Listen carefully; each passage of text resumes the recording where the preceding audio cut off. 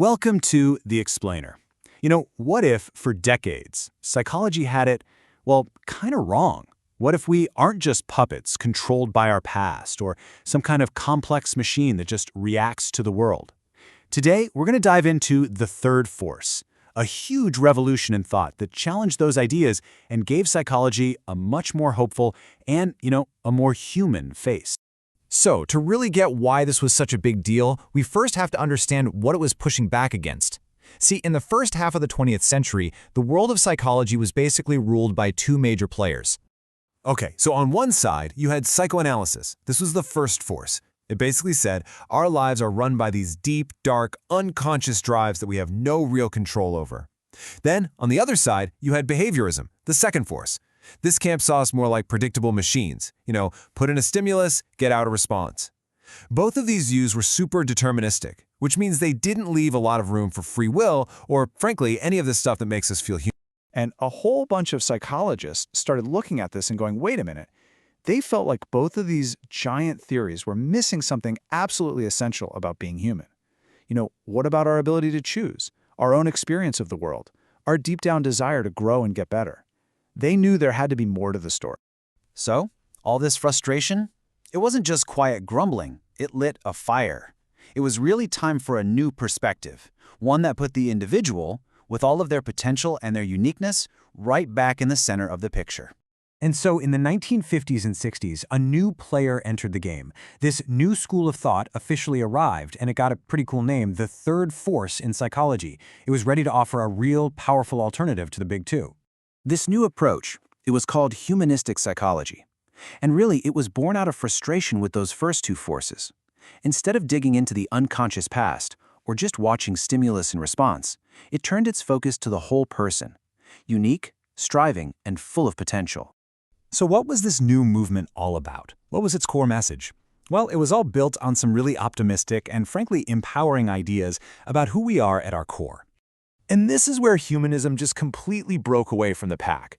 It started with this radical idea that people are, at their core, good, not driven by these dark, hidden urges. It argued that your subjective experience, how you personally see the world, is what matters most. It championed free will over the idea that our fate is sealed. And it suggested our main goal in life isn't just to get by, but to actually grow and fulfill our potential, focusing on the here and now, instead of being a prisoner of your past. Now, this whole revolution didn't just happen by itself, right?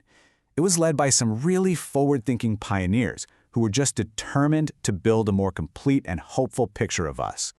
You can actually see this movement building up steam over a few decades. It really started to bubble up in the 40s with thinkers like Carl Rogers. Then by 1954, Abraham Maslow was getting like-minded psychologists talking to each other. This all led to the official founding of the Association for Humanistic Psychology in 1962. And by the 70s, these ideas were everywhere, influencing therapy, schools, even the business world. Okay, you can't talk about humanism without talking about Abraham Maslow. He's one of the heavy hitters, and he gave us this huge idea, self-actualization. What he was saying was that every single one of us has this built-in drive to become the best possible version of ourselves, to reach our absolute fullest potential. He didn't see it as some luxury, he saw it as a basic human need. And then you've got Carl Rogers, another giant in this field, who took that idea and added this really beautiful, practical layer to it.